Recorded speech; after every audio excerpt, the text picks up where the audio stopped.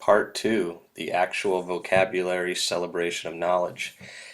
So you've already set up your Google Classroom, that is, you've signed in using the class code and you're now officially part of the Zines Google Classroom.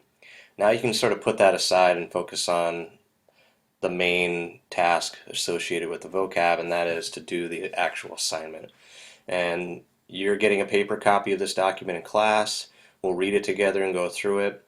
Once you get to the media center, once you have a Chromebook in your hands, what you want to do first is go to your Google Drive.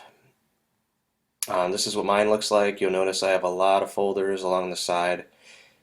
If you are somebody who's never used Google Drive to organize your work, now is a good time, and that's going to help you out later in this class when you're going to have a lot of documents flying back and forth between each other. So, best thing to do is go up to New and create a folder. And you can just call this Zines. And then later on in the class you can have subfolders underneath the Zines folder, but right now one is good. Hit create, and then scroll down. It should be in your drive. And there it is. So Zines. And when I click on it, it's empty.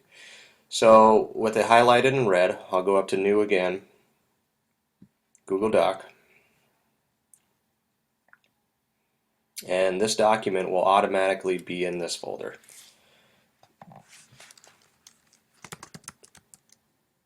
You can type that in, you can type your name. I'm not worried about MLA formatting right now, we'll worry about that stuff later.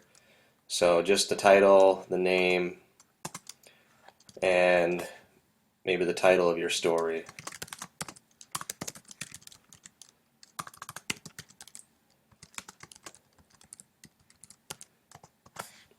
And away you go.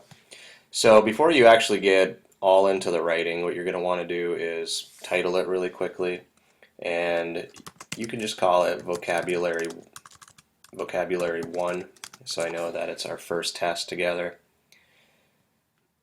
There it is, and you can start typing. Remember, you're using, we'll go back to the directions here, you're using 6 of the words, you're in a group of 3, you're sitting together, so you're helping each other out through the process, because as I probably explained in class, 21 words, a Scantron, multiple choice, yeah, that's great, but how much are you really understanding these words? So I would prefer you to have exposure to the 21 words, but then choose 6 that you really focus on. You make sure that you spell correctly, you make sure that you use them correctly. You're going to make sure that you use them in the right context, which is probably the most difficult part, and that's where you're going to really need each other.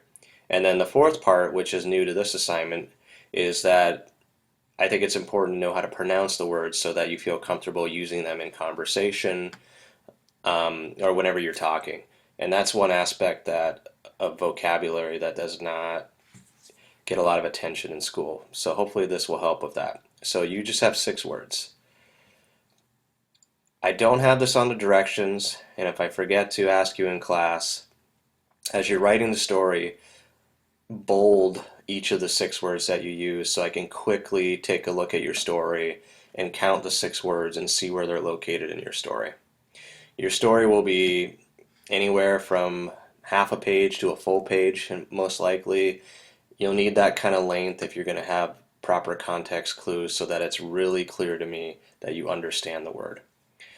So you're going to type away, pay attention to spelling and grammar. You might want to go back and do that.